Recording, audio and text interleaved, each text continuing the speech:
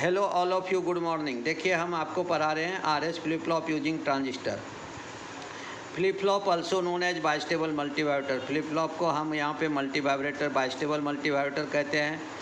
Figure shows the circuit diagram of RS flip flop using transistor. थोड़ा देर में हम आपको फिगर दिखाते हैं। Collector of T1 connected to the base of T2। Transistor T1 का जो कलेक्टर है उसको हम T2 के बेस को जोड़ते हैं। And collector of T2 connected to the base of T1, और जो ट्रांजिस्टर T2 का कलेक्टर है वो ट्रांजिस्टर T1 के बेस को जोड़ते हैं। Which is provide the cross coupling between T1 and T2, और ये क्रॉस कपलिंग तैयार करता है T1 T2 को due to the produce positive feedback in between T1 and T2, और ये यहाँ पे पॉजिटिव फीडबैक तैयार करता है। Hence when T1 is saturated then T2 cut off. अगर T1 सेचुरेट है तो T2 को कट ऑफ करते हैं। When T2 is saturated then T1 is cut off, और अगर T2 सेचुरेट हुआ तो वहाँ पे हम जो है T1 को कट ऑफ करते हैं।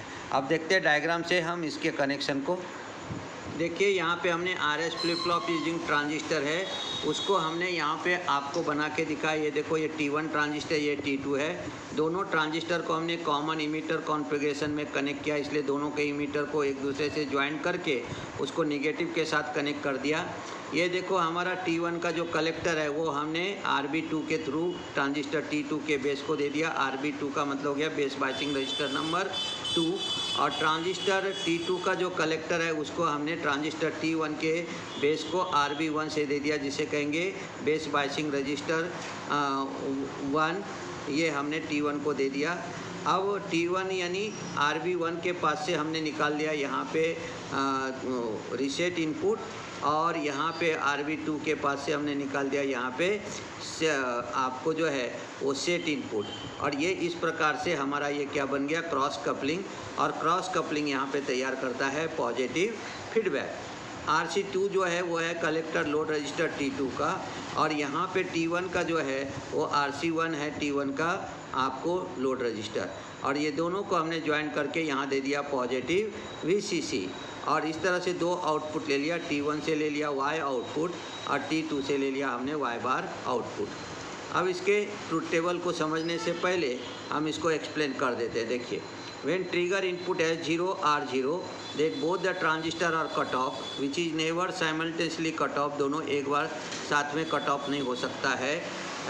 therefore output is no change condition, जिसे कहेंगे हम लास्ट स्टेट। अब देखो हमने R को 0 दिया, S को 0 दिया। हमारा ट्रांजिस्टर है NPN, ये भी है NPN। जब हमारा बेस पॉजिटिव है, 0 का मतलब होता है निगेटिव।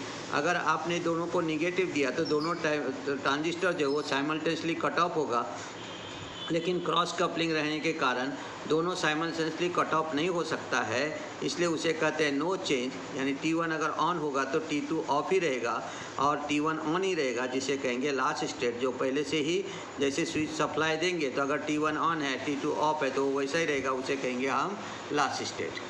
चलिए फिर हमने दिया है आपको यहाँ पे क्या, when trigger input S is equal to 1 R is equal to 0 then transistor T2 saturate and T1 cut off। क्योंकि S1 है, S1 हो गया तो यहाँ पे पॉजिटिव मिल गया बेस को, तो T2 चला गया सेचुरेट में। अगर T2 सेचुरेट हो गया तो ये पूरे कलेक्टर करंट इस प्रकार से इधर पास होगा, इसलिए T1 हमारा चला जाएगा कट ऑफ में। वैसे भी R0 है, निगेटिव है, इसलिए ये चला गया कट ऑफ में।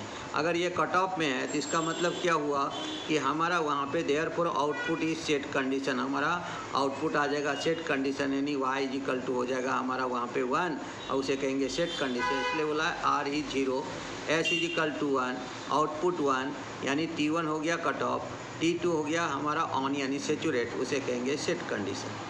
फिर देखिए आपको when trigger input S is equal to 0 हो गया, R is equal to 1, then transistor T1 saturate, अब T1 सेचुरेट हो जाएगा, T2 is cut off, T2 हमारा यहाँ पे कट ऑफ हो जाएगा। Therefore output is in reset condition, क्योंकि आउटपुट Y हो जाएगा हमारा 0, क्योंकि ये सेचुरेट हो गया तो ये करंट ऐसे जा करके ऐसे पास होगा, जिसके कारण कलेक्टर वोल्टेज हो जाएगा 0, इसलिए ये हो जाएगा आपको वहाँ पे reset condition. When trigger input S is equal to 1 R is equal to 1 then both the transistor are saturate which is never simultaneously saturate, therefore output is not allowed condition, that is known as forbidden condition. क्योंकि दोनों को 1 1 देंगे तो किसी एक को पहले 1 देंगे, बाद में दूसरे को 1 देंगे, इसलिए इसमें से दोनों एट ए टाइम कभी भी सेचुरेट नहीं हो सकता है। अगर दोनों एट ए टाइम सेचुरेट नहीं हो जाता है तो उसके आउटपुट को हम नॉट अलाउड कंडीशन कहते हैं, और इसलिए इसे हम प्रिडिक्ट नहीं कर सकते कि कौन सा सेचुरेट है और कौन सा कट ऑफ है, इसलिए दोनों को छोड़ दिया हमने और उसे कहेंगे फॉरबिडन कंडीशन। और इसलिए ये फॉरबिडन कंडीशन प्रॉब्लम को सॉल्व करने के लिए ही इसके पहले ही हमने आपको बताया कि हमने वहाँ पे बनाया था डी फ्लिप फ्लॉप और उसके बाद में बनाया हमने जे के फ्लिप फ्लॉप। तो देखो यहाँ पे इस प्रकार से ये नॉट अलाउड कंडीशन रहेगा जिसे कहेंगे हम फॉरबिडन कंडीशन। ऑल ऑफ वो condition shown in truth table, इसलिए ट्रूथ टेबल में हमने सब कंडीशन दिखाया। R0 H0 output Y equal to no change, T1 is on, T2 off, that is the last state.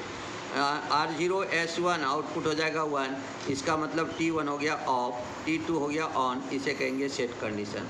R is equal to 1, S is equal to 0, तो हमारा Y हो गया 0, T1 हो गया ऑन, T2 हो गया of, जिसे कहेंगे रीसेट कंडीशन। दोनों को 1 1 कहेंगे तो यहाँ आएगा नॉट अलाउड और that is known as forbidden condition, क्योंकि हम प्रिडिक्ट नहीं कर सकते कि कौन सा सेचुरेशन में और कौन सा कट ऑफ में रहेगा।